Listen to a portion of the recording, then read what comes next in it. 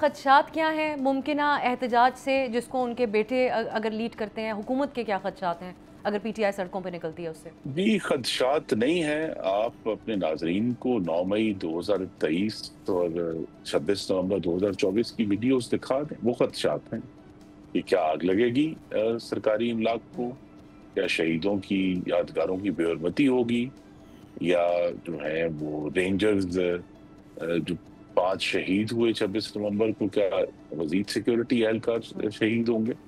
یہ تو حقائق ہیں.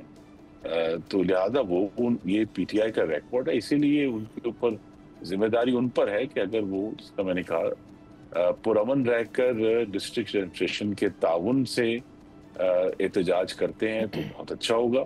ورنہ اگر ہر جگہ جو ہے وہ ڈیفائنس ہی کرنی ہے کہ نہیں ہمیں اس جگہ احتجاج کرنا ہے اور اس جگہ کے علاوہ کہیں اور ہمیں جو ہے نا مجبور نہ کیا جائے، پھر بات یہ ہے کہ وہ وہاں پھر خواہ مخواہ کا تصادم ہوگا. اور اگر انہیں کوئی بات اگر سمجھ آئی ہے پچھلے 17 ماہ میں یا 16 ماہ جو ہوئے ہیں کہ ان کی جو تصادم کی اور تناؤ کی اور کلیش کی جو سیاست تھی وہ ناکام ہو گئی اور ان کو کوئی اس کا سیاسی فائدہ وہ حاصل نہیں کر پائے.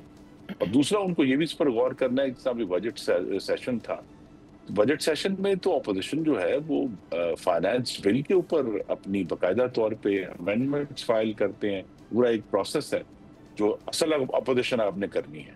اگر صرف بلوا ہی کرنا ہے تو حکومت تو بلوا برداشت کر لیتی ہے اور پھر آرام سے ان کا بل بھی پاس ہو جاتا ہے. ان کو یہ بھی سوچنا ہے کہ جو جمہوری پارلیمانی طریقے ہیں اپوزیشن کے، وہ بھی ان کے لیے کارگر ہو سکتے ہیں، لیکن وہ چونکہ ایسی جمہوری پارلیمانی طریقوں کو اور مذاکرات کو شاید کمزوری سمجھتے ہیں یا نرمی سمجھتے ہیں، لہٰذا ان کا زور اسی پر ہے کہ پتہ نہیں وہ کون سا اگلا اور دوسرا یہ کہ ایک بات بتانا ضروری ہے کہ جو اظہار ہے، اظہار رائے، وہ اس کی حد لامحدود نہیں ہے. اگر آپ اس طرح کے بیان دیں گے جس طرح ان کے ایک ذمہ دار قومی اسمبلی کے رکن نے کہا، جو ہے غالباً صدر بھی ہیں کے پی کے، کہ جی اپنے بندوقیں صاف کر لو ہمارے ہیں، تو اگر اس قسم کے بیانات دیے جائیں گے تو پھر ظاہر حکومت کو تو پھر اس کی تیاری کرنی پڑے. سبسکرائب کریں اور بیل دبائیں تاکہ کوئی خبر رہ نہ جائے.